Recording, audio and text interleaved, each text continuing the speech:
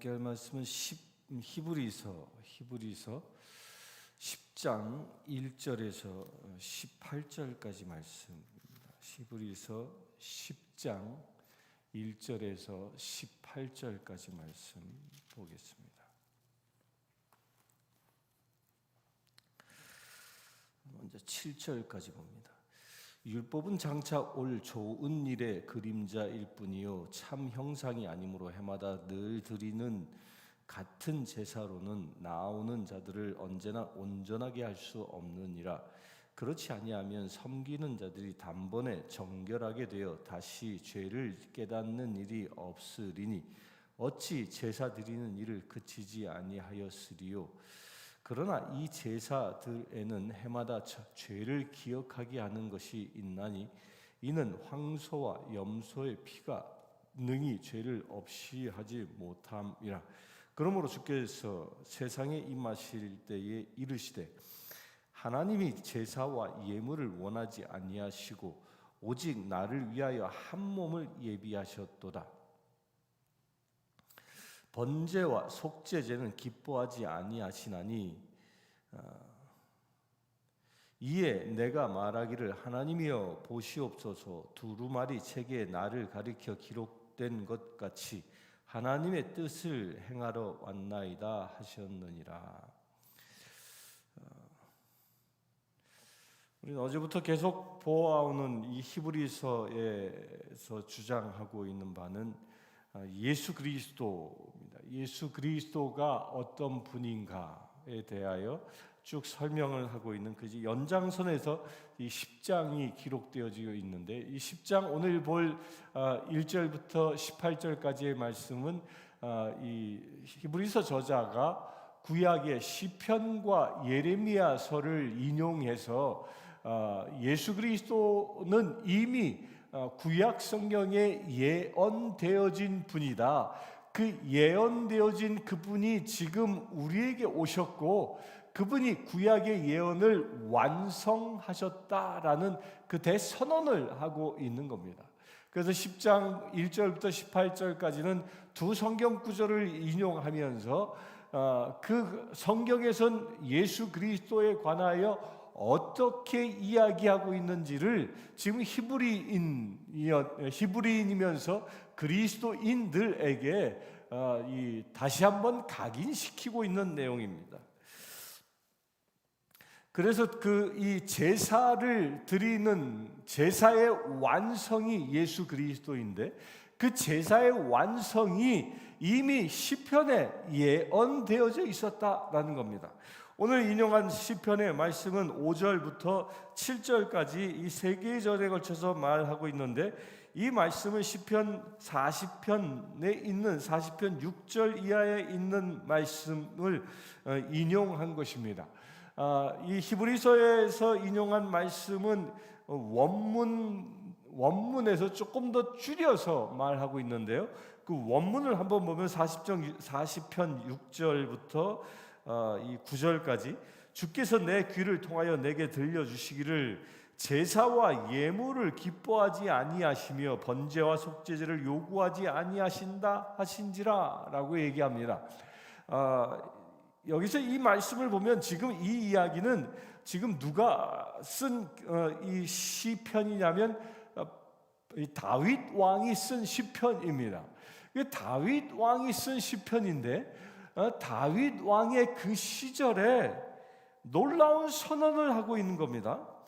제사와 예물을 기뻐하지 아니하시며 번제와 속죄제를 요구하지 아니하신다라는 이 말은 당시에 이 다윗 시대의 그 개념으로는 상상할 수 없는 이야기입니다. 왜입니까? 다윗 시대는 이미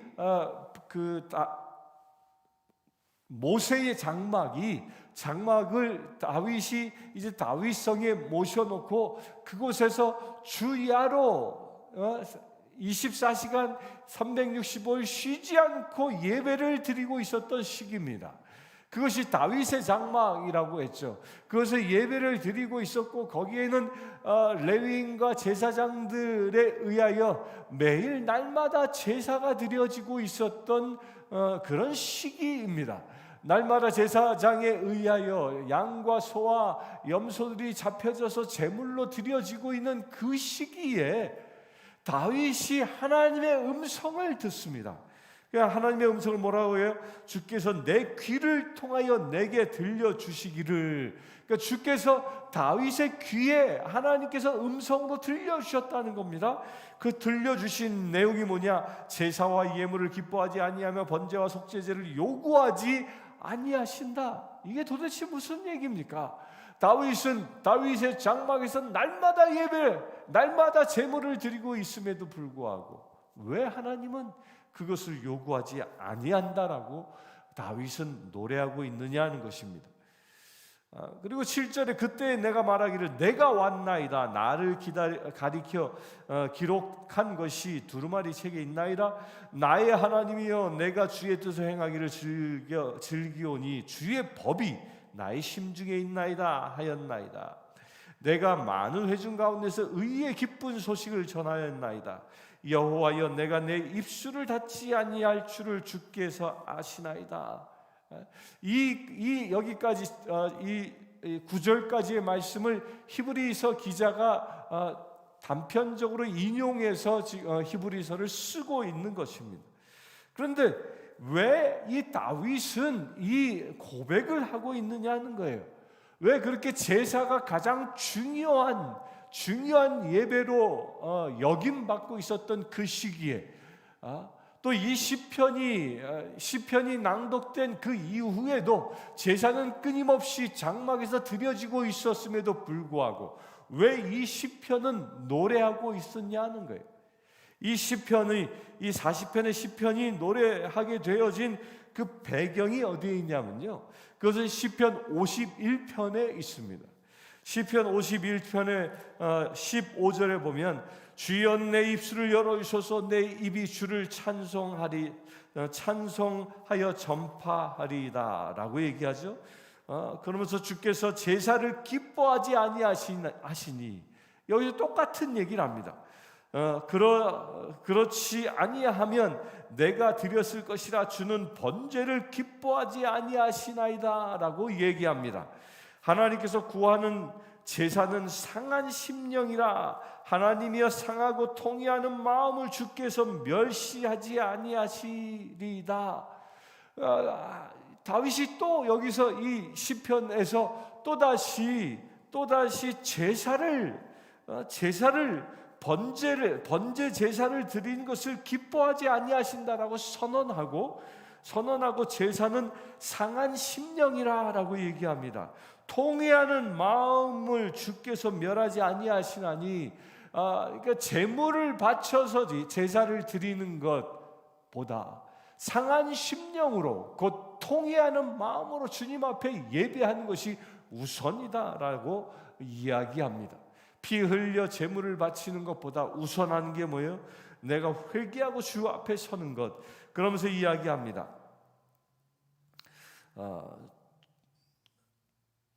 18절에 주의 은택으로 시온의 선을 행하시고 예루살렘 성을 쌓으소서. 그때에 주께서 의로운 제사와 번제와 온전한 번제를 기뻐하시리니 그때 그들이 수소를 주의 제단에 드리리이다. 그러니까 온전한 제사를 드리는 그때가 있다라는 겁니다. 그러면 이 다윗이 이 51편에 이렇게 번제 제사를 드리는 것의 무용함을 이야기하고 통회하는 마음으로 하나님 앞에 예배해야 한다라는 이야기가 왜 나옵니까? 이 51편이 쓰여지게 된 배경은 여러분들 성경을 찾아보면 여러분들이 가지고 계신 성경에도 타이틀이 기록되어져 있습니다. 다윗의 시 인도자를 따라 부른 노래. 다윗이 밧세바와 동침한 후 선지자 나단이 그에게 왔을 때 그때 이 51편이 쓰여졌다라는 거예요. 여러분들 잘 알고 계시는 거죠? 우리바의 아내 밧세바를 취하여 그가 밧세바에게 임신케 합니다. 그 밧세바가 임신한 사실을 알게 되자 이 다윗이 어떻게 합니까? 그의 남편이 지금 전장에 우리아가 전장에 나가서 전쟁하고 있는데 이 사람을 보내서 그를 불러들입니다. 그리고 그의 아내와 동침하도록 몇 번을 시도합니다. 그러나 충직했던 그 우리아는 아내와 동침치 아니합니다. 동침치 아니하고 뜰에서 밤을 지새입니다. 그러자 결국 다윗이 어떻게 합니까? 다윗이 편지 한 장을 써서 그를 전장에 내보냅니다. 그 편지에 무엇이라 적혀 있었죠?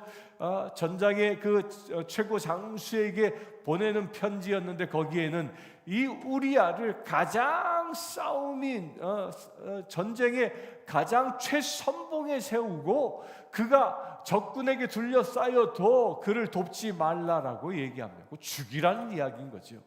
결국 이 다윗의 서신대로 전장터의 장수는 우리아가 적군의 칼에 맞아 죽도록 방치해 둡니다. 그래야 우리아는 결국 죽게 되어진 그 사건입니다. 그 사건이 일어나자 그것을 깜짝같이 속일 줄 알았지만 당시에 하나님의 사람이었던 나단이 하나님의 음성을 듣고 왕에게 와서 그 사실에 대하여 고합니다. 그런데 직설적으로 고하지 않고 무엇이라고 고합니까? 왕이시여, 어쩌면 좋겠습니까? 양을 100마리나 가진 그 부자 집에 손님이 찾아왔는데 양을 한 마리밖에 가지고 있지 아니하는 자가 그 양 한 마리를 자기 딸처럼 애지중지 키우고 있는 그 한 마리 양을 가진 자의 양을 취해서 손님을 대접했다. 이걸 어떻게 했으면 좋겠습니까? 라고 왕에게 고합니다. 그러자 왕이 다윗이 뭐라고 얘기합니까? 어떻게 그런 일이 있을 수 있느냐? 그를 쳐 죽여야 한다라고 이야기합니다. 그가 누구냐? 라고 묻자 나단 예언자는 그것이 바로 당신이요, 다윗 왕 당신이요, 당신이 우리아를 죽이고 바세바를 취하지 않았소 라고 이야기합니다.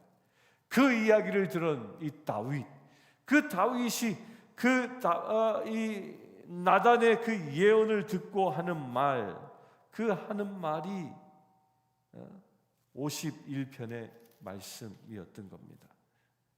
그런 고백인 것이죠. 그 고백이 앞에서 이렇게 이어집니다.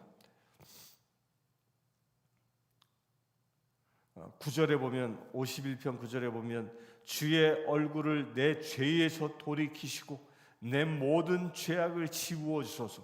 하나님이여 내 속에 정한 마음을 창조하시고 내 안에 정직한 영을 새롭게 하소서.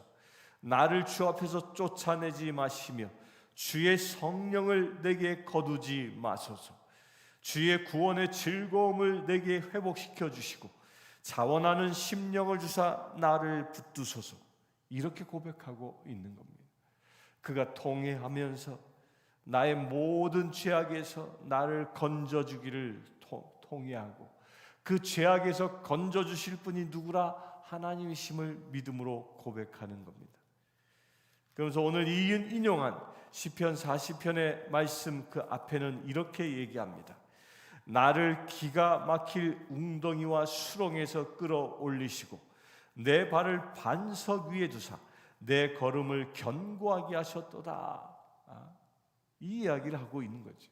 내가 그렇게 우리아를 죽이고 바세바를 취하는 엄청난 죄를 저질렀음에도 불구하고 하나님의 특별한 은혜로 나를 건지셔서 내 발을 반석 위에 두사라고 고백해요. 그 반석이 무엇입니까? 반석은 피난처라는 의미가 있지만 이 반석은 이 예수 그리스도를 상징하는 대표적인 용어입니다. 모세가 이 광야에서 백성들이 물이 없다고 이 하소연했을 때 하나님께서 반석을 내리치자 거기에서 물이 솟아 그 수많은 백성들이 그 물을 먹고 마시는 은혜를 누렸습니다. 그것이 생명수로 상징되어지는 것이죠. 그 반석이 바로 예수 그리스도인 겁니다. 사도 바울이 우리아를 죽이는 엄청난 죄를 저질렀음에도 불구하고 그가 반석 위에 설 수 있었던 게 무엇이냐? 희생 제물을 드려서 설 수 있었던 것이 아니라 그가 진정으로 하나님 앞에 통회함으로 그 반석의 은혜가 그에게 임하여 그가 정결함을 회복할 수 있었다는 것입니다. 곧 이미 다윗은 희생 제사를 통하여 그가 정결함을 입은 것이 아니라 반석으로 예표되어진 예수 그리스도를 통하여 그가 정결함을 입게 되어졌다라는 이야기를 히브리서 기자가 지금 이야기하고 있는 겁니다.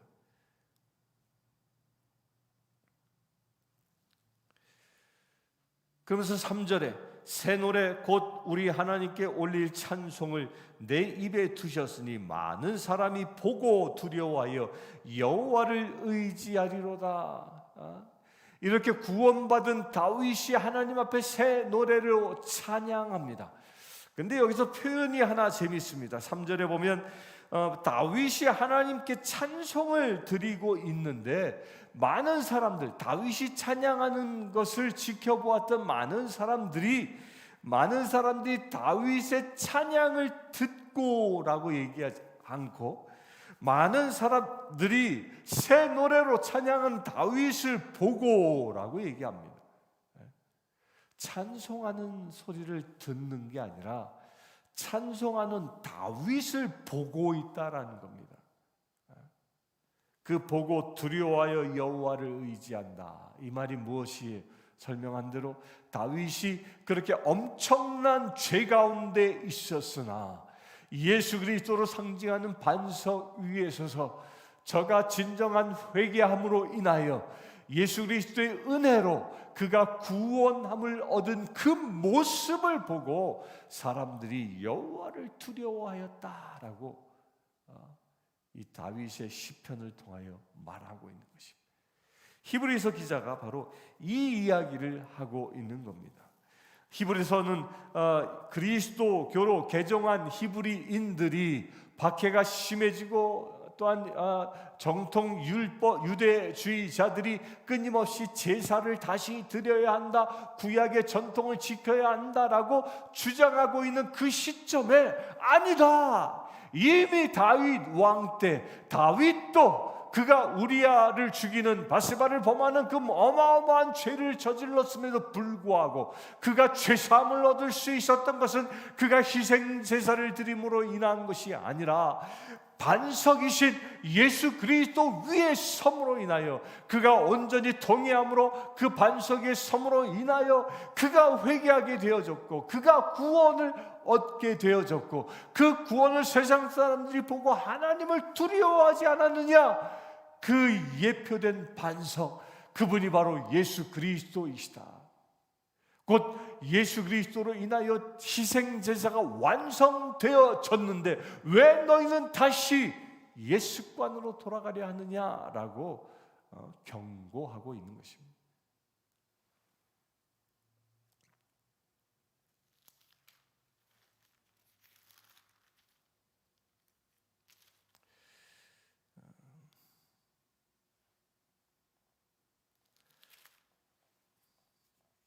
그래서 8절에 봅니다. 위에 말씀하시기를 주께서 제사의 예물과 번제와 속죄제는 원하지도 아니하고 기뻐하지도 아니하신다 하였고 이는 다 율법을 따라 드리는 것이라.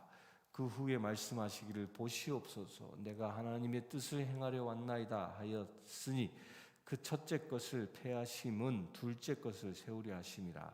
이 뜻을 따라 예수 그리스도의 몸을 단번에 들이심으로 말미암아 우리가 거룩함을 얻었노라.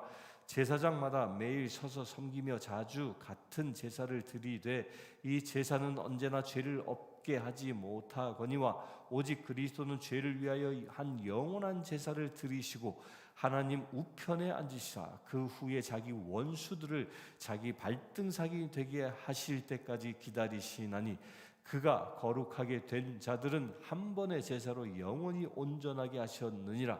또한 성령이 우리에게 증언하되 주께서 이르시되 그날 후로는 그들과 맺을 언약이 이것이라 하시고 내 법을 그들의 마음에 두고 그들의 생각에 기록하리라 하신 후에 또 그들의 죄와 그들의 율법을 내가 다시 기억하지 아니하리라 하셨으니 이것들을 사하셨은즉 다시 죄를 위하여 제사 드릴 것이 없느니라. 왜? 예수 그리스도, 그 예수 그리스도께서 제사를 완성했기 때문에 첫째 것을 폐하고 둘째 것을 세웠다.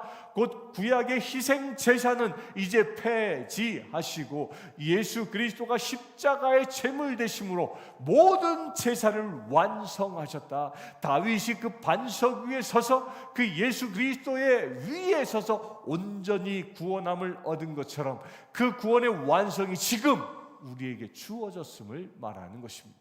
이것은 지금 우리에게도 똑같은 이야기를 하고 계시는 겁니다.